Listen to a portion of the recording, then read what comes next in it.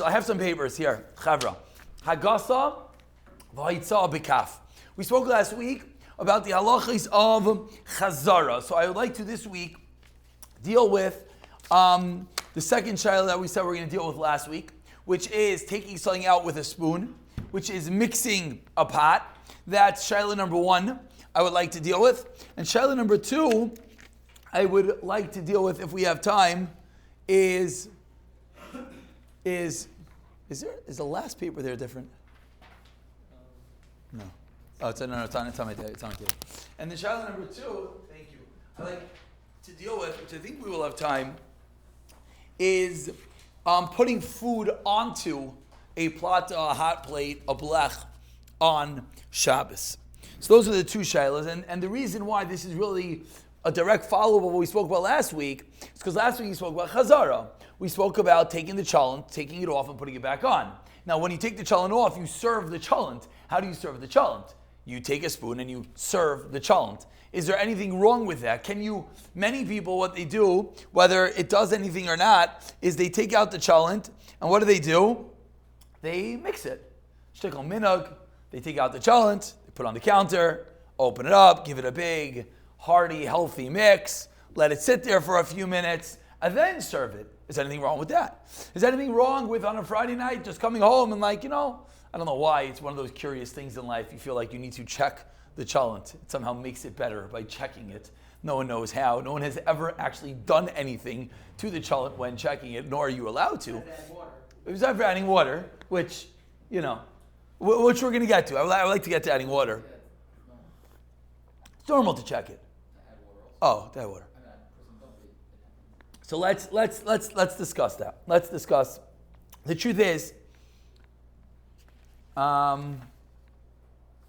should we start with adding water? Should we start with adding? Well, what's first in the process? It's really the same thing in the process. I'm going to do adding water very almost superficially. If you think about what we spoke about last week, it's pashit how and why you're allowed to add water to your chulent. What did we speak about last week? We spoke the Tanoim of Chazara. The 5 Tanoim of Chazara. We said, let's play over the story in our head that you come to your crackpot, you make sure it's fully cooked, you pick it up, you make sure there's a blech underneath, you take it, you put it down, you hold your hand on it, you serve it, you cover it up, maybe you dry up the lid, you take it and you put it back in. Wonderful. What did you just do? You just took a fully cooked food from a heat source, took some of the fully cooked food, and returned it back to a covered heat source. Wonderful. So now, let's say you want to add water to your chulent. So let's think about this. To go to your sink, we already spoke about, it's an Isser official, potentially Daraisa. But what about to go to your urn? So your urn is called what? Water on a fire. Great. So I take water out of the fire. How do I take water out of the fire? Let's just say I put it in a cup. What? No. Let's just say I put it in a cup. Let's just say, whether you're going to be allowed to do this or not, we'll get to in a moment. But let's just play out what's happening. I take water in a cup. Good. I take it. I'm holding on to it the whole time. I have das to return it. Can I now open up and pour it back in? The answer is no. Why can I now pour it back into the urn? Because the flame is not covered. Very good. The flame in the urn, which you don't see, is somewhere inside over there, is not covered. Wonderful. But now, can I go and take a cup of water and go to a blech, which is a covered flame? What's a blech? A blech is a flame that's covered. Can I go to the blech and take my cup of water and sit it on the blech? The answer is, that is the 5 conditions of chazara that we just spoke about. That you take it off, you make sure it's fully cooked, you make sure that the flame is covered, you kept it in your hand, you have das, and it's warm the whole time. So to take the water, and so what we're seeing here is, chazara does not mean only, what? Doesn't mean it has to go back to the heat source it came from. For example, let's say you were to have 2 crackpots, and you take it off of one, and you want to put it onto the other, and the flame is covered. There's no difference. There's no difference in Aish A versus Aish B, fire A versus fire B, place A versus place B. The halacha is it has to go back to a covered flame. Givaldik. So now, I just said you can take water, and you can take it and put on a covered flame. So what else can you do? take water and put it into your crockpot. Why? Because that's called the covered flame. Look at that miracle. Now, I just made it very simple, and there were many shilas that we just sort of glossed over, which I'm going to mention. But if one were to do what I just said, which is what? Again, take a cup under your urn, fill it up, go to your crock pot, open the cover, pour it in, close the cover. That would be fine. Now, that might not be the most lechatchila way to do it, as we're going to mention right now. What are the problems with what I just did? Does anyone know? Pouring it slowly. Good. Which? And is there anything wrong with taking off the lid and putting it back on while still in the heat source? Okay. I also have my head Good. Very good. Good. What else? Good. So, very good. We're thinking in the world of Bishul. You're thinking like the world of like gezeros and things like that, which we're going to get to. But we're thinking, what's your name again? I have like a mental block. I can't get it in. It doesn't go in. Aaron. I think it's because he's Aaron. I only have like the guy in the kitchen. What shaykhs? I don't know. I just can't get another Aaron in. Anyways, I'll try. So Rabbi Aaron is pointing out that 1 second, you're going from urn, which is Kli Rishon, al Aish, to cup, which is Kli Sheni, back to Kli Rishon, al Aish, not al Aish, covered Aish. Is that a problem? When you take out the crock pot, what's it off the flame? Crock pot off the flame is Kli Rishon, Shaloi al Aish. That Yeah, it doesn't make it a Kli Sheni yet. Okay. What's the problem with this? I didn't say anything's a problem yet. But when you look at the case, what glares and screams at you is weight. Which this is, what you just mentioned, is a Gemara. It's a Gemara, which is, I have to find what we're about to say extremely fascinating. I'm going to explain to you why. The Gemara discusses something called a mecham mepina lepina. You change the location of the dish. You put it from pot A to pot B. The Gemara discusses that I take the dish in the pot, I pour it to another pot, and then I put it back. The Gemara asks, is that a problem? The Gemara ends off, teku. It's an abaya delay ifshita. We don't have an answer. Comes along the Shar Tzion, which is the Mishnah Berurah himself, in his Sefer Shar Tzion, on the bottom, usually which is just the footnotes of the sources of all the halachas, and he says the following. You don't have this in front of you, I apologize. V'lo yizkarti, I did not mention Pina me'mecham le'mecham shezacher HaMagen Avram.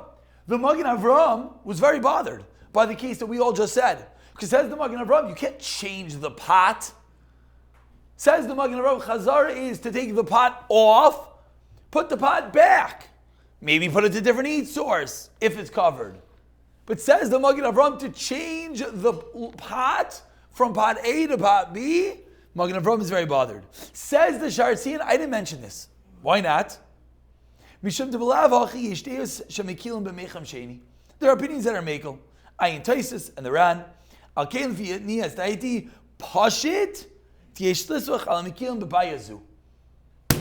a shayla. We don't have a teretz. It's a machlekes rishonim. I'm not going to even write this in my Sefer Mishnah Berurah. I'm going to forgive myself in a footnote pointing to the Magen Avram that's machmir and just comment, by the way, I didn't mention this because you could be mekel. Fascinating. Well, I'll tell you what's really even more fascinating is what Ramosha Feinstein writes. So Ramosha Feinstein was asked about adding hot water to a cholent. It says Ramosha in Archaim Chelik Dalet Siman Ayin Dalet Bishul Ois Gimel. Says Ramosha, if you want to check what year it's written. Says Ramosha, Ha'im mutter, and these are the small chuvas from Rav Shimon Eider. Ha'im mutter lo'haisim mayim shenitzbashalu liyad seledus boy. V'achar kach nitzanu ksas l'pachait. It cooled off a little bit. L'tavshel shemakdiach k'shemesir me'ablech m'agab eish l'makom ablech shezbez v'megis v'sham. Good. V'achar l'gab eish. Okay, a little bit of a more convoluted case, but just his words. Tshuva. Yesh ha'akel b'mayim chamim she'muvushalim. Actually, nitzanu ma'at. Pachas yad seledus boy. B'ayvin sherama. Reading the wrong tshuva. Apologize. What I just read had absolutely no sheikhs. Okay, let's read the right tshuva this time. All right, Moshe in Orach Chaim Chelik Beis Siman Samach Tes. Not a small tshuva, Tershim Neider. In that tshuva, the tshuva we were just mentioning is Moshe talking about adding water. In this tshuva, says Moshe, Dim ira letoich kedera acheres. Again, you pour the food to another pot. What's the case? I take the chulent out, and people do this. Chulent's burning. They say, you know what? Chulent's on high. You know what I'll do? I'll take the chulent, I'll pour it to a pot, take the pot, and I'll leave it on. I have a blech, I have a lower flame, right? And anyone in this room says, Givaldik, you have all your tanaim, it's perfect. Says Ramosha, to pour it to another pot, Aser! Even on a blech. Shein have a meruba, it doesn't have a large flame. Why? Why is it Aser? To baya bigamara daflam el-ches. Ramosha, it doesn't even discuss the shayla. He says, of course it's also the Magen Avraham was machmer. The Mr. Brura came along, he said, I'm not going to even write this, kineged the Magen Avraham, that it's pasha mutter, because other Rishayim lahakil. Fascinating. No one's talking, Mr. Brura doesn't have to talk to Ramosha, but what exactly happened over here, I do not know. I find it fascinating. And Lamaisa, because of this, there are some that don't want to do what I just said. They don't want to do pina mimecham lemecham. They don't want to change from pot A to pot B, and they want. You could just pour it into another pot and put on the lower part of the left. Correct. Which is going to be the halacha. But that's just the question is, can you have a cup intermediary? That's going to be the question, or can you go directly into the other? I don't want to make this complicated, but Ramosha's maskim to go straight into the crack pot, that's going to be mutter. It's not changing pots because that pot came from the flame. So B'kitzer, that's going to be a very serious shayla. The halacha is, I'm going to give you 3 different ways that you could do this, and each one has milas and chesroinus. Each one has advantages and disadvantages. I'll mention them in brief, and then we'll go into the sugya of mixing your food, which is what Ramosha said is the potential issue. To do what I just said, I'll tell you what the problem is. Let's say you have a big cup. Let's say you want to add a lot of water. So you take a 12-ounce cup, you fill up the whole cup with water, and you pour the whole thing into your crock pot. Okay? If you do it fast, what's going to happen? It's going to move things around inside the crock pot. Says many paiskim, that's called hagasa. That's called stirring the pot. And you're not allowed to stir the pot when it's on the flame, as we're about to get to in a moment. You might not even allow to stir the pot off the flame, that we're going to get to in a moment. Whether we understand this or not is a very big question, but that's one reason why the paiskim don't like it. Rav Elyashiv Lamaisa says it's mutter. Okay, some want to say, who knows how big the average hot cup in a Yerushalmi household is. It's not like a trivia question. Their hot cups are teeny. They don't do our giant hot cups. It just doesn't exist. Now, us Americans have imported the giant hot cups. This is like very big. For us, this is like a small cup. Right? In a coffee store, this would be a what size coffee? Small or medium? Yes? Small. To a Yerushalmi family, this is extra large. Double gulp. Their hot cups are those little guys. You know the shekel outside the mirror? Shekel and a half if you want the Nescafe? The mouthwash cup. Slightly bigger than the mouthwash cups. It's about 4 ounces. So some want to say, to quote Rav Elyashiv as being makel on the shayla is just ridiculous. Yeah, Rav Elyashiv was makel to pour. 4 ounces still dump it then too. No, by the way, no, it won't. 4 ounces and even 6 ounces. So the answer is, if you're going to do it that way, pour slowly. That's the answer. Just pour slowly. What's the difference? Big cup, small cup, that's not the nekuda. Maybe. Because now let's go the other extreme. What's the other way to do it? Take out the crock pot, go over to the urn. Now you run into a logistical challenge. I'm just letting you know. There's the multiple challenges you're going to have. Number one is the urn spout is low. Your crock pot doesn't fit underneath it. So now what are you going to try to do? No one knows what I'm talking about? You're talking about the old-fashioned. You're talking about the pump. That's most now. Old-fashioned. Taking shots over here. The new one that just came out, by the way, is this spout at the bottom, okay? Fancy one with the digital thing. Yes, the pump is on top. Good. So issue number one is, to get the guy underneath. So now, let's say it doesn't fit. So you can say, okay, I'll move the urn to the edge of my counter. So first of all, be careful, don't pull out the plug. Second of all, be careful, don't burn yourself touching the urn. Number three is, you're allowed to move the urn? Are you allowed to move the urn? Comes on the Sefer Hilchos Shabbos. And he was very upset about moving the urn. He says it's ulcer, it's din of an eish. What's an urn? Eish. Says it's ulcer. So much so, if anyone has ever seen Eretz Yisrael, they make the kumkum chashmali with Shabbos mode. I don't know what they call it. Whatever, It's that the thing, the kumkum, what's it called? The top part. The kettle, thank you. Big English coming out of Baltimore. The kettle, how does it work? It clicks into the base. The base is the fire. The kettle goes in, there's a little button, it clicks in, and then on Shabbos, the base basically stays on warm the whole Shabbos, and then you can pour from it. Hilchos Shabbos is very, very upset at this urn, and I think he writes very, very lengthy that he believes it's usher, and for multiple reasons, one of the reasons being that you're moving the ish. What's this, like a story of like mesh tzitzis, like someone just designed something that makes no sense? What's pshat over here? Old school mesh tzitzis, not the new ones, Baruch Hashem. No, that's no shots at all. That was pretty obvious. So what's the answer? The answer is a different sugya, which you don't have time to get into, the world of muksa. But if you have a pot on something else, which is the ikr and which is the tuffle? Food is always the ikr. Done. So the food is the ikr, and therefore the aish is bottled to the food. Now, there's many applications of this. Your crock pot. Can you move your crock pot?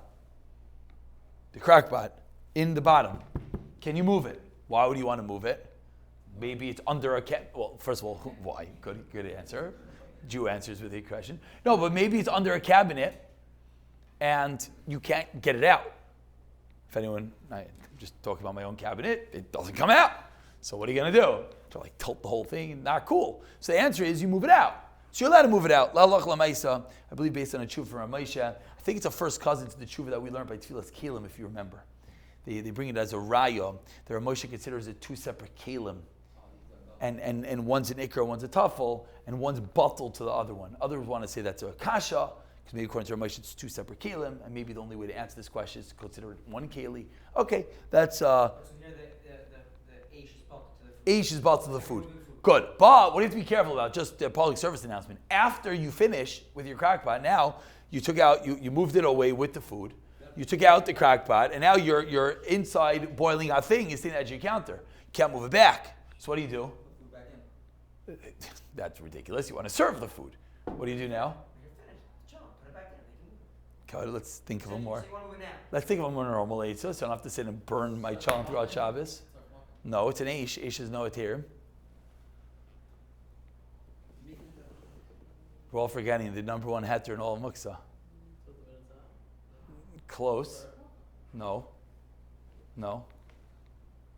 If there's a $100 bill sitting on your table, how are you going to get it off? How are you going to get it off? With your elbow. With your foot. You're allowed to move anything you want with your foot, with your nose. He said tiltul ben atzad. Tiltul ben atzad is a different thing. I said very close. It's very close. What you do is you move the crock pot with your elbow. Not such a big deal. You just push it back as I. But it's a very, very people mess this one up. This is muksa.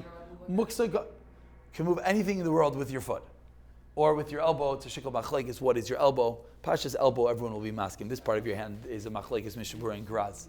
Well, that's considered a shinoi? No, it's nothing to do with shinoi. This is we didn't do muksa in this show. We did this. We did. I mean, they didn't. They're not getting in trouble. You're getting in trouble. Okay, let's digress for a moment.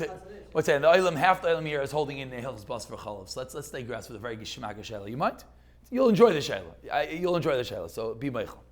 The following story happened. Leil Shabbos Kodesh in a young man's house in Eretz Yisrael. He comes home Friday night and he sees on the counter raw chicken cutlets. Why is there raw chicken cutlets on the counter? Why? They ran out of time and they didn't make the chicken cutlets. So there's raw chicken cutlets on the counter. So now, what do you? So now you're gonna have every sugya right here. This is mamish beautiful. So what do you do with your raw chicken cutlets on the counter? The pashtus is, are they muksa? It's Shabbos, you can't cook. The pashtus is, are they muksa? Raw chicken, do they have any usage on Shabbos? No. So your raw chicken cutlets on the counter, pashtus are muksa. Get involved in a shayla, mishnah bura, or shulchan. Is raw meat. People used to chew raw meat. You're not going to get salmonella. You're not going to get salmonella tartar, but people don't eat chicken tartar. You're going to get sick. Don't die. Okay, move right along. Givaldik. Next. See, it's muksa. So how do you move it? So I just told you one way to move it. With your elbow. Now how are you going to get the plate of raw chicken from the counter to the fridge with your elbow? So I'm going to tell you what he did. He was thinking, so he knows what's mutter to move muksa, elbow, foot, or mouth. This is a real life story. Wasn't me, real life story. Good friend of mine. So what did he do? He says, Givaldik. Listen, Yishem halacha. He goes to the counter. Throws the chicken, goes to the fridge. Chicken or the plate? The chicken. You can't eat the whole plate with your mouth. He's a big guy, but that's crazy. Well, every piece of chicken. He bites into the piece of chicken. Now you know why. Now you know what that's the. He bites into the piece of chicken, puts it in the fridge. Gavaldik. After he finishes, he goes to sit down at the Suda. And what is obviously the first thing you do at every Suda after you have your grape juice and your challah? What do? Cup of coffee. Are you allowed to have a cup of coffee? Because there's two reasons what makes you fleishiks. Two reasons are, number one, that you have something basar bein shinayim. Number two, that you have some of the food left in your throat. So what's this? This is the case of the Shulchan Aruch of loyis latinik. Or not. That was the shayla. That was the shayla.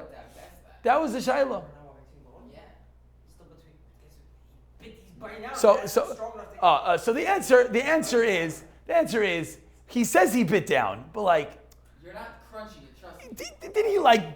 I don't know if the fangs went inside. He doesn't have teeth marks. Yeah. It could be he did more of a like pucker move, and he like sort of slimed them, a little like fish sticking out of the otter's mouth, and then So that was the shayla. Does that make him fleishiks? Does that make him fleishiks? Look, it's really a mitzvah shayla, like the Olam is saying. It really depends. Like you just have to ask him, like, did you taste it? If he's like, I was gagging the whole time as the juices were like going down my throat. Too many details, buddy. Then l'chayr, what am I going to tell you? You just swallowed raw chicken, and I mean, you're the EMT, but maybe you should seek poison control. I don't know. Doesn't sound good. But if the answer is no, he was like, he sort of bit it and whatever. So that was the fascinating shayla. Now there's another way he could have done it. He could have used his elbow, but now what? So the answer is, elbow onto something else. That's what you could have done. Could have taken the Mishpacha magazine. Now we found the usage for it that everyone will agree is kosher. And then that was for the Kanayim, our Lakewood Chaver amongst us. And you take it, the Ami. You take it and you put it onto the magazine. But now there's another shayla. Because there's something called making a basis be'emsa Shabbos. That you're not allowed to create a basis. So if you want to be machmer, this is what you do. And this is like, put something else on the magazine. So you got to get a big magazine. You open it up. You take a piece of schnitzel on the magazine that's cooked. Then you take the raw, and you go, okay, it got a little labor dick. But it could be there's just a heter to put it away. Why? Another heter. What happens if he leaves this chicken out on the counter? Not have some ruba. It's going to get nasty. If something is going to get nasty, that's called graf shel rei. That's the reason why it's one of the reasons you're allowed to take out your garbage on Shabbos, because it's gross. The fact, do you have to wait for something to get nasty? We learned 2 weeks ago in this room a heter from Rosh Hashanah Zalman Auerbach, very good. He says, I believe he uses this as his answer, as one of his rayos. I don't remember which way the Chu was talking about. Just like you don't have to get sick to take your medicine. If you're gonna get sick, what's the pshat? Pshat is like zera d'Rabbanan. And Gzeira D'Rabbanan, you're allowed to prevent if it's going to work. So too, over here, if it's going to become a Grav Shel Rei, Rosh Zalman was makel to take your chicken cutlets and put it away. I have absolutely no clue why we were talking about raw chicken cutlets. Oh, so about the crock pot. To move the crock pot back with your elbow, move back with your elbow. Okay, so now we're adding hot water to our chulent. I really want to get to Agasa. We didn't start the paper that's in front of us. Okay, shtickle ADHD, I apologize. So you take the hot water, you take the crock pot, and you go to your thing, so you have to get it underneath. So we figured out a way you can move the hot water, but now you need a third set of hands, because you got to hold the crock pot and push the spout. No one knows what I'm talking about? This is, on what? On the floor. This has been tried. You put it on the floor, you hold on to it with one hand, and you take the spout, you open it up, and then you burn yourself. Not such a good idea. So these are the reasons. Now, that's one reason why just put in a cup. But we said it's a shiloh with a cup. There's another reason. You're learning about Svachal. We're connecting the two today. What happens if you take your crock pot and you put it right underneath the spout, and you open the spout and it's sitting and hot water is shooting down, and the zayah is fuming up. Okay, next morning you go to make yourself a cup of coffee. And you go, or maybe later on in the evening, depending on where you're holding in your Suda, and you go and you put water in your cup. Where did that water just come from? The spout, that was what? A few moments ago had boiling hot belias of fleishiks on them. And then you're going to go ahead and milk your coffee? Is that allowed? Yes. So the answer is, b'diavad, it's certainly allowed. And the real answer is mitzias. This is, everyone could try at home or don't. When you add that hot water to your chulent, the zayah that comes up, the steam that comes up is hot, right? Is it hot when it touches the spout? I'll just bring your proof. When you hold the thing, do you burn your hand? From the steam coming up? I mean, I don't know how much hot water you're adding to your chulent. And if you're adding that much hot water, by the way, just throw out the whole chulent because it's going to be disgusting. You can have croutons of burnt cholent inside a soup of water. I don't know how that's going to work out for you. But, which is, by the way, everyone's like, yeah, I need to add a lot of water. Can I add like 15 ounces? The answer is, yeah, sure. You're just going to throw the whole thing out anyways. Like, what are you doing? It's not going to work. But anyways, so that's why that eitzah might not be good. So those are the three ways to add hot water to your cholent on Shabbos. Again, the most important of the whole thing, most important, is that underneath your cholent, underneath your crock pot, there is a lining of foil underneath there. Whether you're in a normal Shabbos, maybe you don't. Because maybe you don't take off cholent on a Friday night. So your normal crock pot just sitting there, and there's no lining inside. It's a shayla, maybe you should have it anyways. That's a big shayla. I think we spoke about it. Some Zam was nifter with a crock pot next to his bed. They're busy donning if you're allowed to use a crock pot. Some want to say that just the usage of it is a problem unless you have a lining in between it. That's a different shayla. But even if you don't, you can't add water to it if there's no lining in it. So you have to have a lining. And then there's three ways to do it. Either you take the water and you pour it in slowly, or you take the crock pot to the water and you add in the water, or what was the third way? Or the third way is not really possible. You move the crock pot on top, the urn on top of your cholent, and you like start adding the water up there. It's not really so possible. Adding water to the outside of the bag is just as Same thing. All the same thing. All the same thing. By the way, it goes through the bag. It doesn't stay outside there. It goes through. Whatever. It just does. Hey, double bag it. I know. The double bag. The double bag chevra. Then my water, just someone it drinks it up, because somehow I pour it in, and next thing I know, the chunk got watery. Why is the chunk watery if I added water on the outside? Interesting. Oh, maybe I got a cheap brand. If you didn't add the water, I don't know. it'd Still be watery. Okay. Anyways, good. Now we have 10 minutes left. Let's talk about mixing your cholent. That's the paper that we gave out, which I thought we were going to spend the whole day on, and now we have 10 minutes. So let's get there. I'll try to follow with the paper just so you can see some makars inside. It's very nice. The question is, are you allowed to mix your cholent? Are you allowed to mix hot dishes on Shabbos? So it's the Gemara in Beya that we've spoken about, a very important Gemara in Beya, that every component to a bishul on Shabbos is a separate Isser De'araisa. If one guy brings the fire, and one guy brings the wood, and one guy brings the pot, and one guy brings the water, one guy brings the spices, and one guy stirs it, every single one, maybe in unison, one big party, we throw them all off the cliff, they're all over an Isser De'araisa. Parenthetically, and I should stop doing these parenthetically because we're never going to finish, Rosh Zalman says this is the reason you can't use a dishwasher on Shabbos. Dishwasher on Shabbos. What in the world? Says Yishayim Zalman Arbach. Let's say you want to put your dishwasher on a timer. Timer. Very simple. A dishwasher is going to go on at 11 o'clock at night. So what do? You load up the dishwasher. You close the door. 11 o'clock at night comes. Boom. Turns it on. Everything's good. What could be the problem? So some want to say the problem is that your dishwasher makes noise. It's a noise-making appliance. You're not allowed to have noise-making appliances on Shabbos. Others contend back with that. We're in 2024, almost 2023, and they don't really make so much noise. It just sounds sort of like water swishing around, and it's very silent. Okay, great. So why are you not allowed to use it? Says Rosh Hashanah Zalman Arbach, if you didn't close that door, what would happen when the timer turned on? Nothing. Why? Because you got to trip the tripper. Even though when you trip the tripper, that's not English, when you close the door, we'll just use that. This is probably a more normal way to say it. When you close that door, there's no electricity there. But if you didn't close the door, says Rosh Hashanah Zalman, it would never have turned on. That's this Gemara in Be'ah, says Rosh Hashanah Zalman in a footnote in Shmir Shabbos.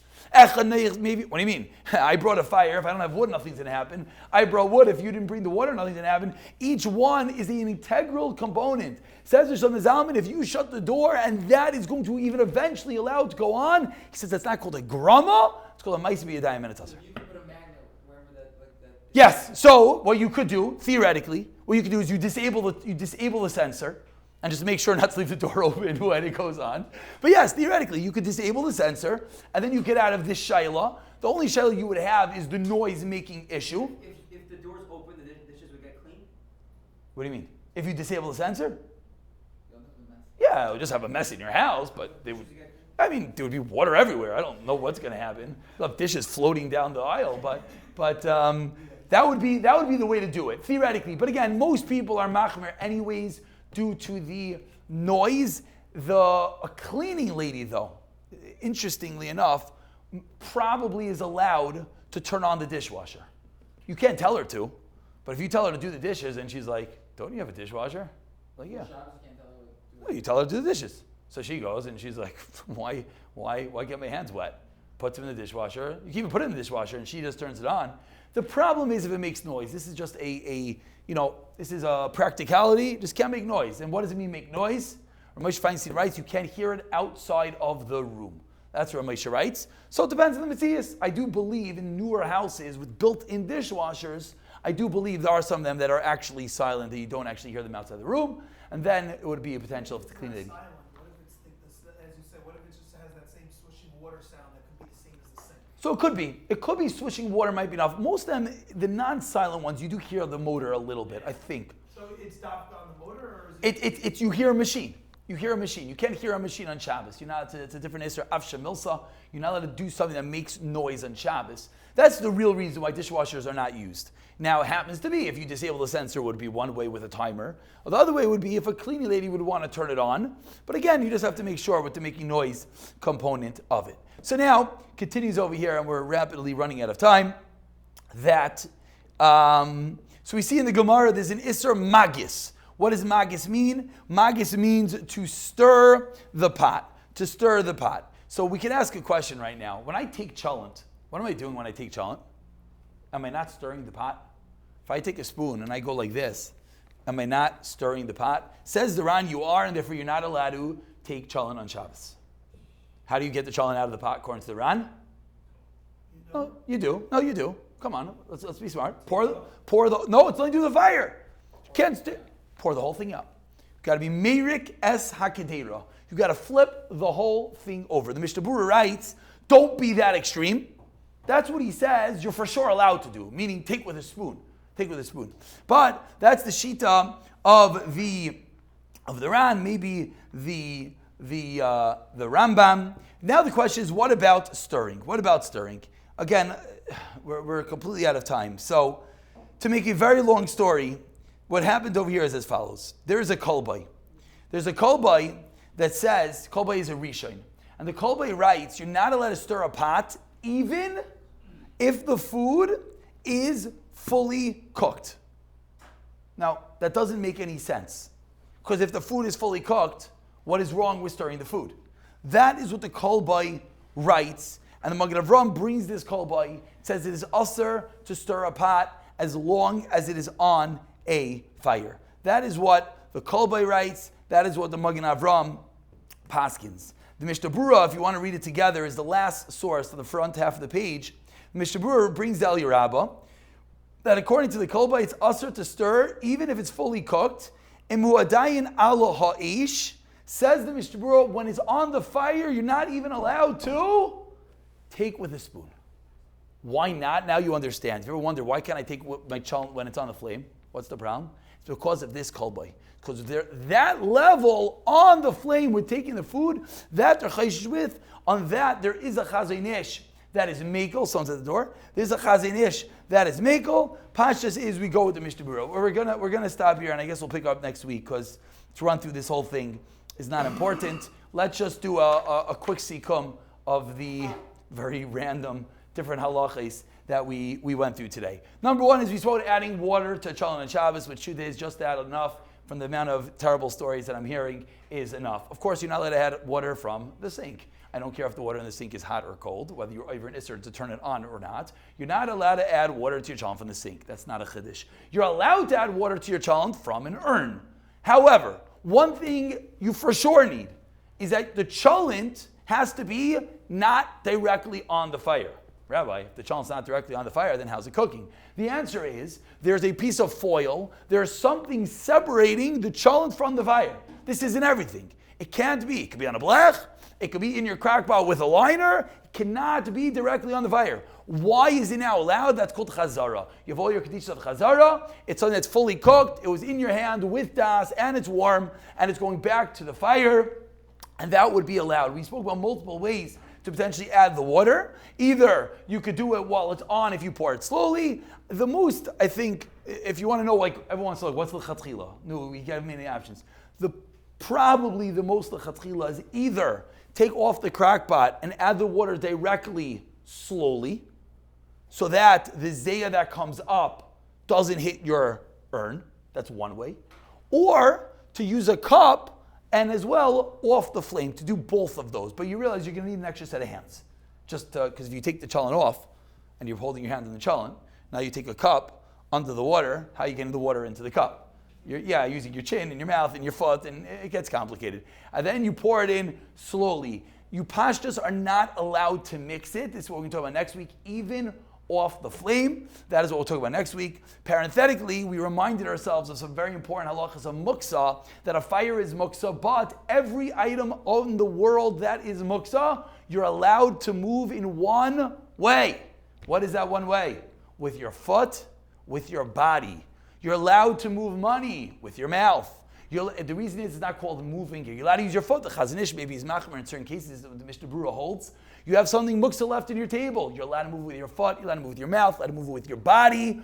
All muksa items, every level of muksa. So this is what we'll call the one thing you should always know, because you hopefully we'll discuss all the different levels. But one thing for sure is everything could be moved with your foot, etc., etc. If you bite into those raw chicken cutlets on the counter, then if you can have your cup of coffee afterwards, that's a little bit of a tzarech. Ian. Shkoyach.